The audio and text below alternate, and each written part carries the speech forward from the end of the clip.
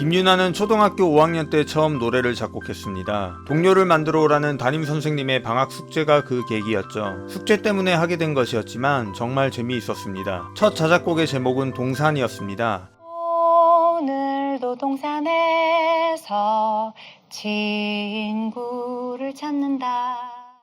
이때부터 음악을 만들고 싶다는 생각을 하게 되었고 종종 노래를 만들곤 했죠. 김유나의 유년기는 다소 어두웠습니다. 그리 사랑받는다는 느낌을 받지 못하며 자랐죠. 아버지의 가정교육 방식은 매우 엄해서 심지어는 목공소에 가서 매를 굵기별로 맞춰놓고 체벌했다고 합니다. 또 김유나는 항상 집안에 죽음이 있었다고 어린 시절을 회고했는데요. 김유나의 아버지가 건강이 매우 안 좋아서 한 달에 두세 번은 응급실에 실려가며 생사를 넘나들었다고 합니다.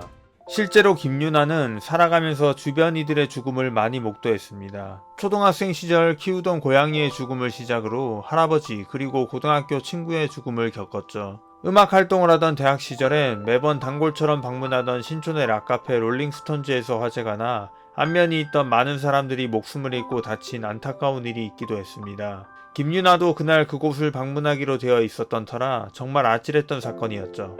그리고 1997년 자우림 활동을 시작했을 무렵 사귀던 남자친구가 돌연 사망한 일도 있었습니다. 하지만 그 이튿날 공연 스케줄이 있어 웃는 얼굴로 헤이헤이헤이를 부를 수밖에 없었죠. 소중했던 이의 죽음으로 김유나는 몇 달 동안 제대로 잠들 수가 없었다고 합니다. 이러한 죽음들 앞에서 김유나는 많은 것을 느꼈습니다. 알 수 없는 죄책감에 빠지기도 하고 또 영원한 것은 없다는 불변의 진리를 다시금 깨닫기도 했다고 말했죠. 이러한 경험들 때문일까요? 김유나는 내 청춘은 어두웠다 라고 말합니다. 그 어두움이 음악을 시작한 바탕이 됐고 음악을 하며 그것이 많이 치유가 됐다고도 말했죠. 김유나가 만든 많은 곡들이 어두운 분위기를 띠는 것에는 이러한 성장 배경이 영향을 주었던 것으로 보입니다. 감수성이 풍부한 청소년기의 김유나를 위로해준 것은 음악뿐만이 아니었습니다. 음악, 영화, 문학, 만화책, 애니메이션 등 다방면에 심취했죠. 특히 만화책은 김유나가 스스로를 덕후로 자칭할 정도로 푹 빠져있던 분야였습니다. 만화를 보는 것뿐만 아니라 그리는 것도 좋아해서 싫어하는 수업 시간에 매번 만화를 그리며 시간을 때웠습니다. 심지어 자우림으로 데뷔하기 2달 전까지도 만화 동호회에서 그림을 그렸는데 이는 데뷔로 포기해야 했던 가장 큰 부분 중 하나라고 합니다. 또 이런 극진한 만화 사랑은 후에 결혼의 계기가 되기도 했습니다. 김유나의 남편 김형규 또한 소문난 만화강이었죠. 우연히 한 자리에서 만난 두 사람은 이야기를 나누다 서로의 덕력을 확인하게 되었고 서로 만화책을 빌려주고 이메일로 만화 이야기를 주고받는 사이가 되었습니다. 그렇게 가까워진 후 결혼까지 이어지게 되었죠. 두 사람이 현재 살고 있는 집엔 만화책이 대략 10,000권이나 있다고 합니다. 김유나는 원래 심리치료사가 되려고 했습니다. 실제로 성신여대에서 심리학과를 전공했죠. 어두웠던 유년기를 학문으로서 치유하고자 했던 것입니다. 그런 그녀가 밴드 음악을 처음 시작하게 된 것은 고등학교 때 음악을 하던 과외 선생님의 권유 때문이었습니다. 평소 그와 음악 얘기를 많이 나누었었는데 93년 김유나가 대학에 들어가자마자 밴드를 하자며 전화를 걸어와 합류하게 된 것이었습니다. 김유나는 이 밴드에서 후에 자우림 드러머 구태훈도 만나게 됩니다. 그러나 첫 밴드 활동은 이후 흐지부지 되었고 김유나는 PC통신 음악동호회에 가입하여 활동하게 됩니다. 이때 만난 사람들이 이성규와 김진만이었습니다. 그렇게 세 사람이 의기투합했고 자우림의 전신 밴드인 미우놀이가 탄생합니다. 그리고 후에 구태훈이 회사를 관두고 드럼으로 합류하면서 4인 체제가 완성되었죠. 미우놀이는 블루데블이라는 클럽에서 매주 공연을 했습니다. 원래는 주중 공연을 맡고 있었는데 한날 우연히 주말 공연으로 위치를 변경하게 되었죠. 그런데 그날 영화 꽃을 든 남자의 스태프들이 클럽에 찾아옵니다. 원래는 밴드 유앤미 블루의 공연을 보러 온 곳이었지만 그들은 그날 공연에 없었습니다. 그래도 자리를 뜨지 않고 공연을 지켜보다 미우놀이의 공연을 보게 된 것이었죠. 그리고 곧장 이들에게 매료됩니다. 연주가 끝나자마자 스태프들이 멤버들에게 제안을 하나 합니다. 영화 타이틀곡 작업에 참여하지 않겠냐는 것이었죠. 멤버들은 제안을 수락했고 곧장 작업에 들어가 단 3일 만에 4개의 곡을 완성합니다. 급하게 곡 작업을 했지만 이 프로젝트는 대박을 치게 됩니다.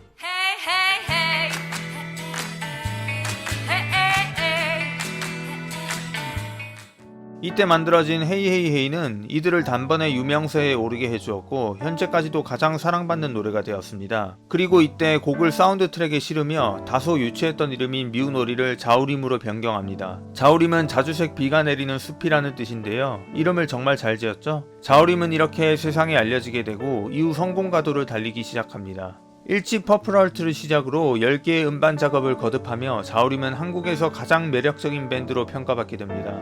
오랜 시간 꾸준히 본인들만의 음악을 보여줬죠. 2017년 드럼을 맡고 있던 구태훈의 탈퇴 이전까지는 20년을 멤버 변동 없이 밴드를 유지해왔습니다. 자우림의 음악은 무엇이라 명확히 규정 지을 수 없습니다. 그만큼 다양하고 폭넓은 음악을 선보였기 때문인데요. 때로는 발랄하게,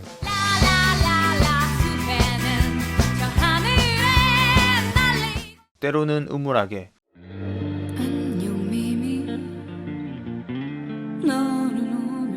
때로는 천사같이, 천사의 미소처럼 새들의 노래처럼 이토록 사랑 때로는 악마같이, 어둠 속에서 눈을 빛내는 난 모를 검은 사 이처럼 도저히 종잡을 수 없는 모습을 보여줬습니다. 그리고 이런 자우림에 있어서 김유나는 가장 핵심적인 역할이었습니다. 곡 작업엔 멤버 전원이 참여했지만 김유나의 비중이 단연 컸죠.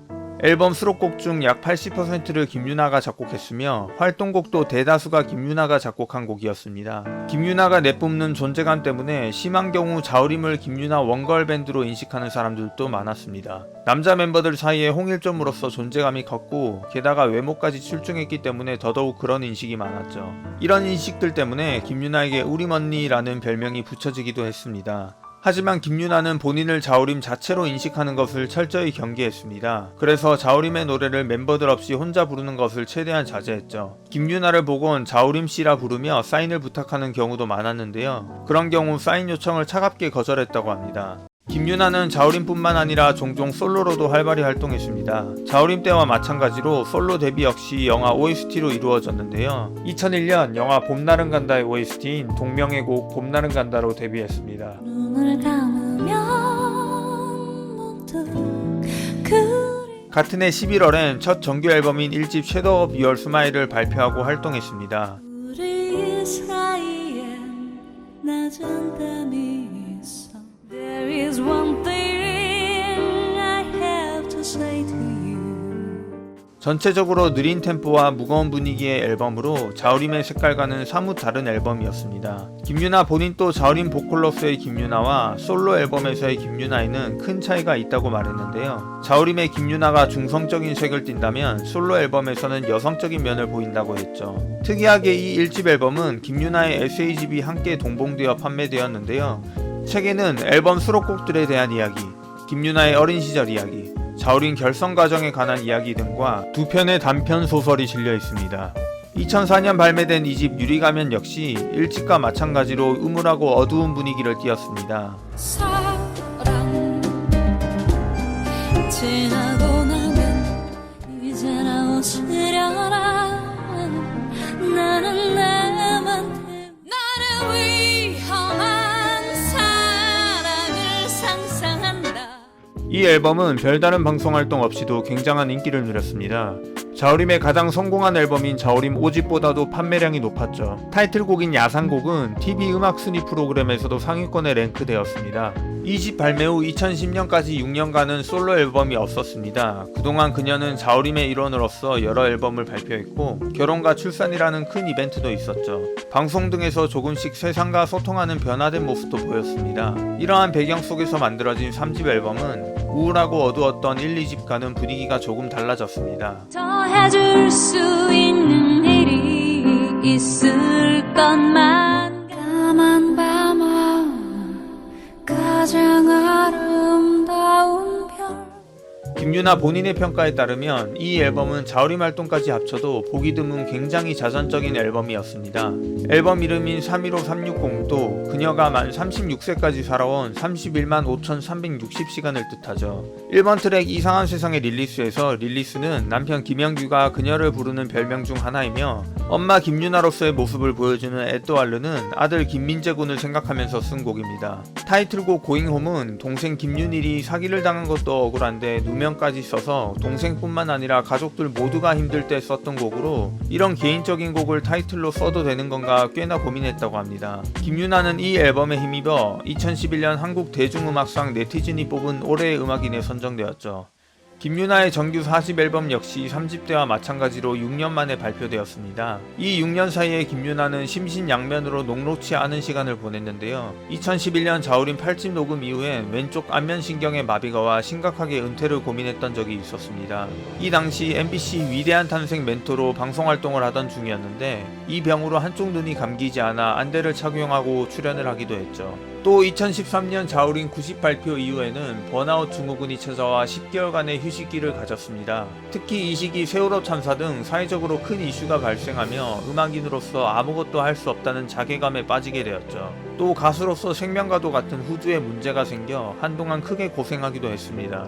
2016년 발표된 4집 타인의 고통은 김유나가 이러한 고난의 과정을 겪은 후 만들어진 앨범이었습니다. 때로 너의 꿈은 가장 무서운 한 방울 너의 눈 적시던 자기 자신에게도 그리고 자신이 속한 사회에도 힘든 일이 많았던 만큼 3집의 자전적인 성향보다는 다른 사람들의 아픔에 초점을 둔 앨범이었죠. 김유나가 만들어낸 곡들은 무수히 많습니다. 저작권협회에 등록된 곡의 수만 해도 200곡이 넘어 여성 싱어송라이터 중에는 가장 많다고 합니다. 하지만 어느 하나 빼놓기 아까울 만큼 모든 곡들이 명품과도 같습니다. 또 워낙 다채로워서 내 감정이 어떠한 상태에 있다고 해도 찾아 들을 노래를 발견할 수 있습니다.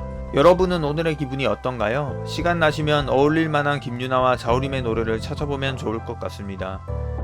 네, 오늘 영상 여기까지고요. 저는 다음에 또 뵙겠습니다. 구독과 좋아요 꼭 부탁드립니다. 감사합니다.